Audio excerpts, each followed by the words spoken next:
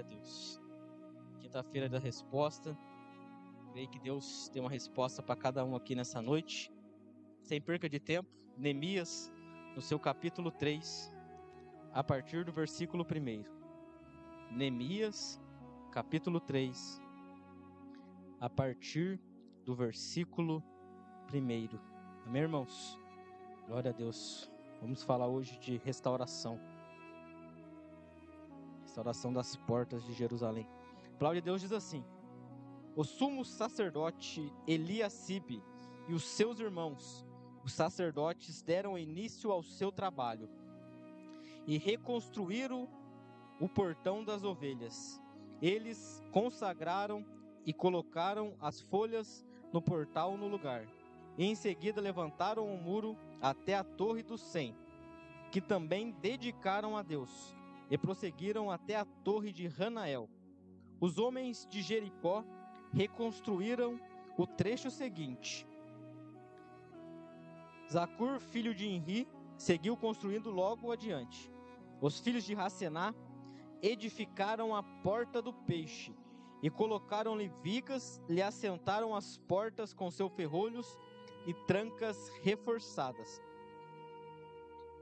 Meremote, filho de Urias, neto de Racós, fez os reparos da parte seguinte da obra. Ao seu lado, Mesulão, filho de Berequias, neto de Mesezabel, fez os próximos reparos. E ao seu lado, Zadok, filho de Baanã, seguiu a obra e também fez os seus reparos. Os tecoitas reconstruíram a parte seguinte, mas os seus nobres não se dispuseram a participar dos trabalhos e a submeter à orientação do seu governador. Amém, irmão? Somente até aí os irmãos podem se assentar glorificando a Deus. Amém? Aleluias. Glória a Deus. Glória a Deus. Hoje eu gostaria de compartilhar com os irmãos uma palavra sobre reconstrução. Uma obra que foi reconstruída, né? Os muros foram reconstruídos, Jerusalém. Uma parte de Jerusalém foi reconstruída por Neemias. Antes, Zorobabel veio e construiu o templo, primeiramente. A gente precisa entender, irmãos, que na cidade de Jerusalém, ela é uma tricotomia, assim como nós.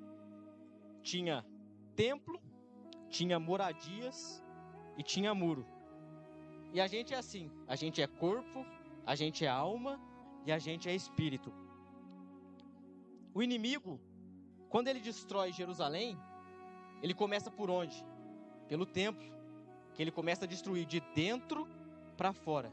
Ele começa a colocar coisas dentro de nós, dentro da nossa mente, dentro da nossa cabeça, e a gente vai se destruindo de dentro para fora, até chegar ao ponto que o nosso semblante já não condiz mais com o que a gente vive.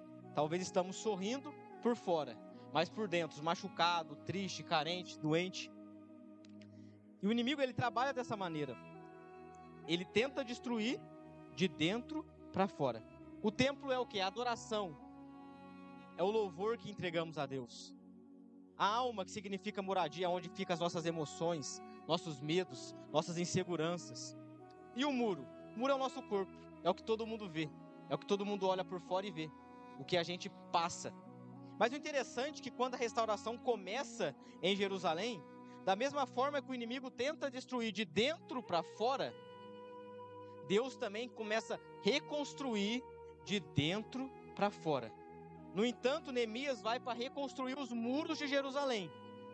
Mas quem vai 80 anos antes de Neemias é Zorobabel, o governador. E a primeira coisa que ele reconstrói é o templo. Eu quero fazer uma obra, eu quero fazer algo, mas essa obra precisa começar de dentro para fora. Porque se Deus quer trabalhar na minha vida, se eu não mudar o meu interior dentro, as minhas crenças, o que eu acredito, porque eu vivo para Ele, porque Ele me salvou, porque Ele libertou, porque Ele me curou, se eu não mudar dentro de mim, nada vai adiantar de fora. De fora eu posso estar sorrindo, alegre, feliz, mas por dentro triste, machucado e cansado. Então a obra de Deus na nossa vida começa de dentro para fora. E nessa reconstrução, Deus escolhe Neemias para fazer essa reconstrução. E Neemias, quando ele vai começar a reconstruir, ele toma uma atitude interessante.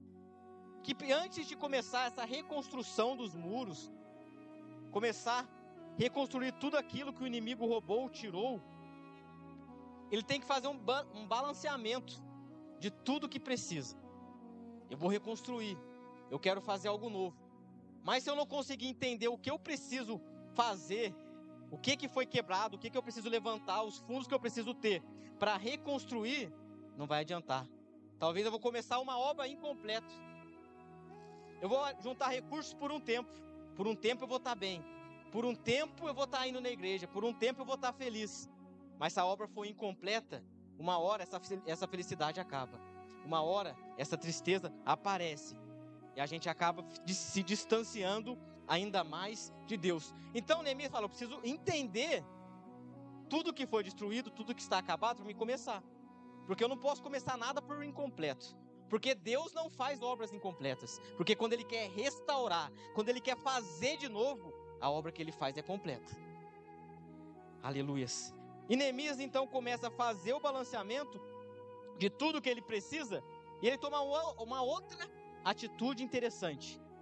Ele desce na porta do vale para recomeçar e entender como funcionaria essa reconstrução. A porta do vale, irmãos, era o lugar mais baixo da cidade de Jerusalém. Aleluias.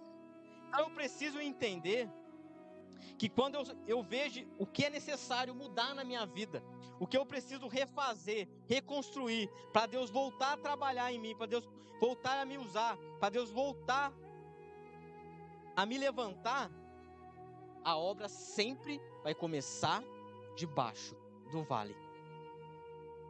A obra sempre vai começar do fundo do poço. Quando a gente entende que não tem mais jeito, quando a gente coloca na nossa cabeça que a gente não consegue mais e vai parar no fundo do poço, Deus olha para nós e fala, agora eu começo a obra na sua vida. É lá embaixo, eu vou pegar você lá de baixo e vou colocar você aonde tem que colocar. Aleluias. Não adianta a gente querer começar em cima. Não adianta a gente querer aceitar Jesus e no outro dia já querer estar pregando, falando. É com calma, é com tempo. Aceitei Jesus, eu já quero louvar, eu já quero tocar. Calma. Sua hora vai chegar, mas é no tempo de Deus. Começa de baixo, começa quietinho, que Deus te levanta e coloca você aonde você tem que estar. Aleluias. Aí Neemias então vai começar. Ele faz o balanceamento, ele desce e olha, já sei o que eu preciso. Já sei por qual porta eu começo a reconstruir Jerusalém. E aí a gente leu no capítulo 3. O sumo sacerdote Eliacibe começou a reconstruir a porta das ovelhas. Para os irmãos entenderem, a porta das ovelhas também era conhecida pelos judeus pela porta do perdão. Algumas traduções é dizer a porta do perdão. Por que porta do perdão? Porque a porta das ovelhas, irmãos, era por onde passavam os sacrifícios vivos que o povo trazia de fora de Jerusalém para levar para Jerusalém e sacrificar ao Senhor. Pelos seus pecados, para pedir perdão a Deus. Então por isso que ela é conhecida como porta dos perdões, do perdão. E o que acontece? Toda a restauração de Deus na minha vida, quando eu faço um balanceamento, recalculo o que eu preciso, estou lá embaixo, eu preciso entender que começa com perdão. Se eu não perdoar quem eu tenho que perdoar, se eu não pedir perdão para quem eu tenho que pedir, a restauração vai ser em vão. Primeiro, eu preciso perdoar. Aí aqui é interessante que a Bíblia fala, o sumo sacerdote Eliacibe começou a obra. A porta do perdão começa pelo líder espiritual. É o líder espiritual que vai dar conselho e falar, tem que perdoar, tem que fazer. Ela é encabeçada pelo líder. E sabe o que significa Eliacibe, irmãos? Deus restaura. Aleluias. Porque quando o perdão é liberado, Deus restaura. Aleluias. E a Bíblia nos fala que a única porta que foi consagrada ao Senhor foi a porta do perdão. Porque eu posso achar que eu não tenho mais perdão, que eu não mereço o perdão de Deus. Eu posso achar que eu não tenho que perdoar ninguém. Mas a porta do perdão é dele, aleluias. E quando Deus decide que ele quer me perdoar, que ele quer te perdoar, que ele quer que você libere o perdão, faça, aleluias. Porque a porta do perdão é dele e através dela começa a restauração de Deus na sua vida, aleluia. E sabe quem gostava de passar pela porta do perdão, irmãos? Jesus. Quando Jesus vai ao tanque de Betesda para curar aquele paralítico, ele passa pela porta das ovelhas. O maior sacrifício passou pelaquela porta. Ele morreu por mim e morreu por você, para que a gente fosse perdoado e pudesse estar aqui nessa noite. E se Deus entregou a vida para a gente ser perdoado, então a gente também precisa perdoar quem precisa ser perdoado. Quando liberamos o perdão, a restauração de Deus começa na minha vida. É fácil perdoar? Não é fácil. Mas perdoar não significa conviver. Você pode perdoar a pessoa, mas você não precisa conviver com ela, até por questão de segurança. Eu não vou ficar perto de alguém que me fez mal para me ferir novamente, me machucar novamente, não. Mas eu perdoo ela por tudo que ela fez para mim. Quando você tiver esse ato de perdão, Deus começa a restaurar a sua vida. Aí a segunda porta, irmãos, é a porta dos peixes. A porta dos peixes, ela nos leva a dizer, a evangelizar, pescar. No entanto, quando Deus chama aqueles pescadores, que eles estão lá pescando, a Deus fala, agora vocês vão ser pescadores de homens. Porque eu entendo que quando eu sou perdoado por Deus e a restauração começa na minha vida, eu estou apto para mostrar e falar para as pessoas o que Ele fez por mim. Não é só em cima do altar pregando a Deus. É na rua quando você vê alguém, quando você conversar com alguém, você está apto para poder evangelizar, para poder pregar, para poder falar de tudo aquilo que Deus fez. Aleluia. Então a porta dos peixes, ela é mais atenta para evangelização. Quando o perdão vem sobre mim, a obra de Deus começa a se manifestar na nossa vida, às vezes a gente não precisa nem falar. As pessoas vão olhar e vão ver. Aconteceu alguma coisa com ele, ele está diferente. Deus mudou a vida dele. O Deus que ele serve, eu quero servir também. Aleluias. Aí tem algo interessante. Que a Bíblia fala que os filhos dos nobres não quiseram restaurar a porta dos peixes. Aí quem que restaurou? Foram os tecoitas. Os tecoitas, irmãos, era de uma região a 20 quilômetros de Jerusalém. Só que quem estava lá não queria restaurar a porta dos peixes. Não queria falar do amor de Deus, trazendo para o dia de hoje. Deus fez na minha vida, mas eu não vou compartilhar o que Ele fez. Eu vou deixar. Só que a obra de Deus, irmão, ela é perfeita. Se eu não quero fazer, Deus vai levantar outro que quer e Ele vai falar no meu lugar. Aleluia. Deus teve que pegar tecoíta, que era estrangeiro, para restaurar a porta do peixe. Mas a obra de Deus não fica parada. Aleluia. Se você se recusar a fazer, eu não quero, não é assim, não é do jeito que eu quero, Deus vai levantar outro e vai colocar para pregar, para louvar, mas a obra dele não vai ficar parada. Aleluia. Glória a Deus. Aí, a terceira porta. A porta velha. Glória a Deus. A porta velha, irmãos, é algo tão interessante. Ela se chama porta velha porque foi o lugar mais destruído de Jerusalém. Era onde o inimigo mais destruiu. Era onde mais precisava de reparo. Só que a gente sabe que quando a gente restaura algo, aquilo foi destruído há muitos anos atrás. Quando você vai restaurar, não é mais o mesmo material que você usa, é material mais novo. Se você quebrar uma casa agora e for reconstruir ela daqui a alguns anos, quando você reconstruir ela, vai ser um material melhor, vai ser algo melhor. Então a porta velha, ela foi aonde teve mais desenvolvimento, onde colocaram mais peças novas, onde arrumaram mais. E a porta velha, ela dava de frente para a parte mais nova. A porta mais velha dava para a parte mais nova de Jerusalém. A porta velha, irmão, significa doutrinas e tradições que a gente tem na igreja. E ela sempre vai dar de frente para a porta mais nova, para a parte mais nova. O que acontece? É errado as coisas novas dentro da igreja? Não é errado. Novidade sempre vai ter. Sempre vai ter uma coisa diferente, sempre vai chegar algo novo. Só que para mim ter esse algo novo, eu preciso passar pela porta velha. Eu preciso saber se é da vontade de Deus isso aqui. Se está na palavra dele, essa novidade que está chegando. É novo, é legal, é bacana, mas está dentro da palavra? Está passando pela porta velha? Está de acordo com o que Deus acha? Eu não posso ir num lugar só porque é legal, bacana, lá é diferente, lá o pastor faz isso, faz aquilo, mas está dentro da palavra? Está passando pela porta velha? É o mais novo, é o mais atual, é o melhor. Mas é isso que Deus quer? É isso? Não sei. Eu creio que não. Porque tudo que a gente for fazer tem que passar por aqui. Qualquer palavra que não está aqui, qualquer atitude da nossa vida que a gente tomar, não tiver dentro da palavra, repense. Ah, tá fácil demais, tá de boa demais, repense, vê se realmente está certo, se realmente é bom. Aleluias. Quarta porta, irmãos, a porta do vale. Essa porta que nenhum cristão ia querer restaurar na sua vida. Eu vou restaurar a porta do vale na minha vida, a porta da prova, a porta da provação, a porta das lutas.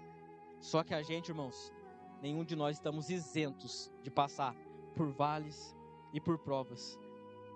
Quando eles louvaram o louvor, né? E se eu passar pelo vale, Deus confirmava a palavra para mim. Realmente, a gente vai passar por vales. Mas Neemias não pulou essa porta. Não, deixa a porta do vale para lá. Deixa a porta do vale para outra pessoa. Não. A gente tem que reconstruir a porta do vale. Se a gente não passar por vale, por provas, por lutas, a nossa fé não vai ser forjada. Quanto mais luta vier, mais a gente vai estar próximo de Deus, mais a gente vai orar, mais a gente vai buscar. Com certeza a gente vai vencer. Aleluia. Eu não sei a luta e o vale que você está passando, mas não é em vão. Faz parte da restauração. Eu passar por vale, eu passar por prova, eu passar por luta, dificuldade na minha vida, dificuldade na minha família, dificuldade no meu trabalho. Tudo faz parte. Não queira pular as lutas, as provas. Não, vamos para a próxima porta. Não, passa pelo vale. Passa pelo vale que nem a irmã Thaís falou, dando glória a Deus. Você tem uma marca, irmãos. Você tem a marca da promessa na sua vida. Deus te escolheu, Deus te separou. Por mais que você esteja passando por vale, você está aqui hoje, nessa quinta-feira, está frio. Você saiu da sua casa e entrou aqui para escutar a palavra, para louvar a Deus. O vale, ele é temporário. Eles reconstruíram a porta do vale, mas depois já tinha logo outra porta. Vai passar. Vai passar. Aleluias. Quinta porta, irmãos. Porta do monturo, ou porta do lixo. Essa porta em Jerusalém, irmãos, para os irmãos entenderem, foi a porta que Jesus comparou com o inferno. O Vale de Guinom, irmãos, onde ficava o lixo, a gente sabe que se o lixo não tratado, se ele fica muito juntos e não é tratado, ele produz o gás butano, que é o gás de cozinha que a gente usa. Então ele pega fogo, ele explode. Por isso que pessoas que moram perto de lixão ficam escutando vários barulhos de explosões. Porque o gás não tratado, ele vira. O lixo não tratado, ele vira esse gás que explode. Por isso que Jesus compara o inferno com isso. Que é um lugar baixo, onde vai ter explosões, barulhos. E esse vale, interessante que a porta dele, ela não se abria para dentro. Ela só se abria para fora. E ele era exclusivo para sair o lixo de Jerusalém. Aleluias. Então eu preciso entender que quando Deus quer restaurar a minha vida, todo o lixo que há dentro de mim, todo o mal que há dentro de mim tem que ser colocado para fora. Ele tem que, e por isso que a porta só abre para fora. Ele é colocado para fora, mas ele não pode voltar para dentro. Ele tem que ficar para fora. Aleluias. Quando eu decido tirar de dentro de mim tudo aquilo que me machuca, tudo aquilo que me faz mal, o que não agrada a Deus, eu estou limpando a minha Jerusalém. Eu estou limpando, estou restaurando a minha vida. Aleluias. Então, a porta ela é aberta para fora e sai todo o lixo. Só que tem algo interessante, irmãos. Para uma prefeitura identificar o grau de riqueza da cidade, vocês sabiam que ela identifica pelo lixo que cada bairro produz? O Portal das Colinas é assim, então aqui, esse bairro é um bairro mais rico de Guará. Tal bairro é assim, então esse bairro é um pouco mais difícil. O inimigo, ele sabe exatamente aquilo que faz mal para mim e que faz mal para você. Ele sabe exatamente o que entrar dentro da nossa Jerusalém vai nos machucar. Eu sei, se eu colocar isso na frente dele, ele vai olhar e vai fazer mal para ele. Eu sei, se eu colocar isso na frente dela, isso aí vai machucar ela, vai trazer tristeza pro coração dela. Ele sabe exatamente o que ele quer colocar para dentro da nossa Jerusalém. Só que essa porta só abre para fora. Quem decide entrar é eu e você. Não, isso eu não quero mais. Eu quero uma vida nova, eu quero uma vida santificada. Eu quero Deus mais próximo de mim. Se você tomar essa decisão, tirar o que é para tirar para fora e fechar para não entrar mais nada, aleluias, Deus vai te honrar. Deus vai te honrar. Deus vai começar a restauração por completa na sua vida. Aleluias. Glória a Deus. E para encerrar, irmãos, são 12 portas. Vou falar de 6 hoje. A última porta, a porta da fonte. Fonte, irmãos, é diferente de água. Depois da fonte vai ter a porta da água. A água está ligada à palavra que a gente recebe, que a gente escuta. Fonte está ligada ao Espírito Santo de Deus na nossa vida. Percebe que há uma sequência de fatos. Quando eu libero perdão, testemunho que Deus fez na minha vida, e percebo que algumas coisas novas não faz mais bem para mim, eu passo pelo vale. Depois de passar pelo vale, eu tiro tudo aquilo que faz mal para mim, tô limpo. Aí o Espírito Santo entra. Aí o Espírito Santo entra e faz morada dentro de mim e dentro de você. Aleluia, glória a Deus. Então a porta da fonte, ela está ligada ao Espírito Santo. Quando ele entra e habita dentro de mim e dentro de você. E algo mais interessante, irmãos, a porta da fonte foi restaurada por Salum. Salum significa, sabe o quê? Príncipe da paz. A porta que o Espírito Santo entra foi restaurada pelo príncipe da paz. E Salum é filho de Caosé. Caosé significa aquele que tudo vê. A porta da fonte foi restaurada pelo príncipe da paz, filho daquele que tudo vê. Aleluia. É uma menção da Trindade nessa passagem. Aleluia. É uma menção que quando eu decido deixar o Espírito Santo entrar dentro da minha vida, é o Espírito Santo, é Jesus e é Deus. É a Trindade que está dentro de mim. Aleluia. E a Bíblia fala que o cordão de 3 dobras não se arrebenta. Aleluia, glória a Deus. Então hoje Deus quer que o Espírito Santo entre dentro da sua Jerusalém, aleluia. Entre dentro da sua vida. Eu tenho que liberar perdão. Libera perdão, passa por vale, tira o lixo e deixa o Espírito Santo entrar e fazer morada dentro de você. Aleluia. Se coloque de pé nessa noite, irmãos. Glória a Deus. Aleluias. Aleluias.